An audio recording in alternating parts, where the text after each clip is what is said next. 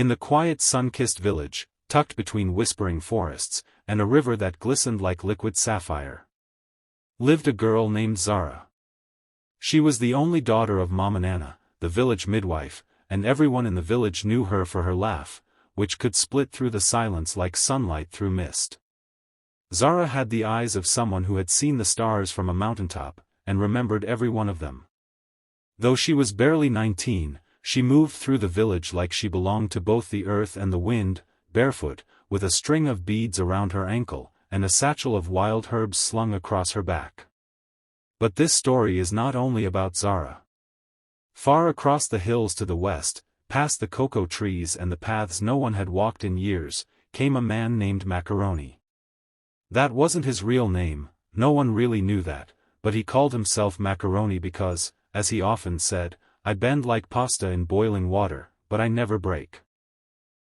He arrived in the village with a black wooden walking stick carved with strange symbols, a pair of polished boots dusty from the road, and a harmonica that hung from a leather strap across his chest.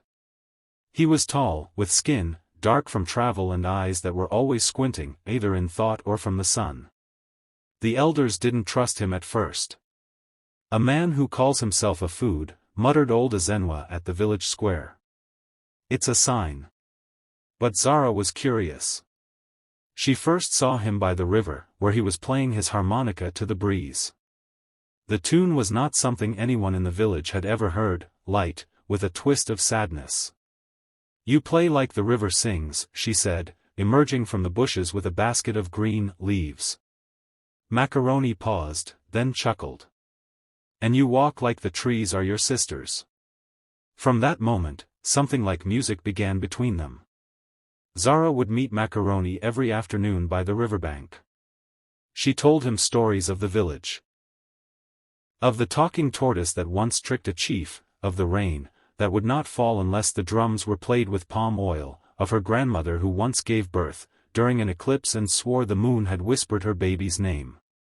Macaroni, in turn, told her stories of the world beyond the village.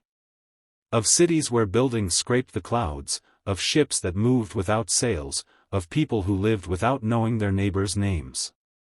His voice had a weariness to it, like someone who had run from many things. One day, Zara asked, "What are you running from?" Macaroni didn't answer.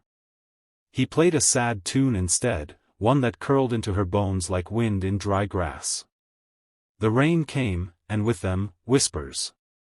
The villagers began to notice Zara and Macaroni's closeness. "He's bewitched her," said Mama Jim, clutching her headscarf. "A girl like Zara? Wasted on a wanderer." But Zara didn't care. She saw what others didn't.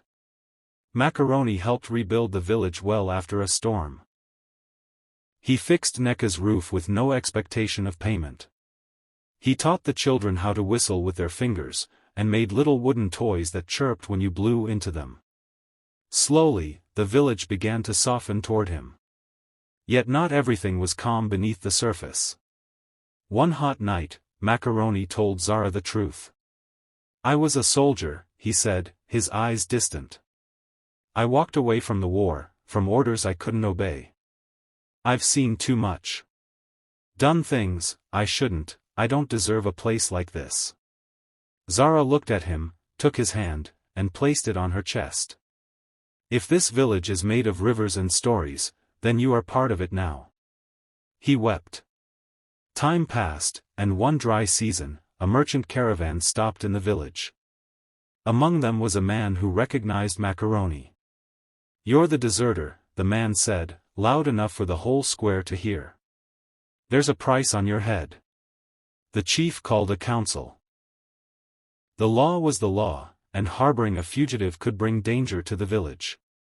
Zara stood before the elders and the villagers and said, "You welcomed him because he helped you. You called him brother when your roofs leaked. But now you want to cast him out because of a name?" Ezenwa stood slowly. "And what would you have us do, child?" "Let him stay," she said. "Or let me go with him." There was silence. Then the chief, after a long pause, nodded. "He shall stay.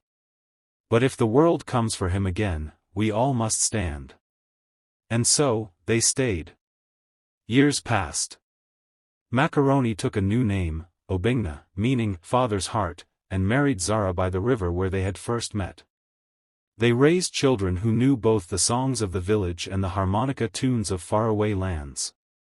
And every evening, as the sun dipped into the trees, you could hear music drifting from the riverbank, where a girl who once belonged to the wind, and a man who once ran from war, built a home from stories, forgiveness, and song.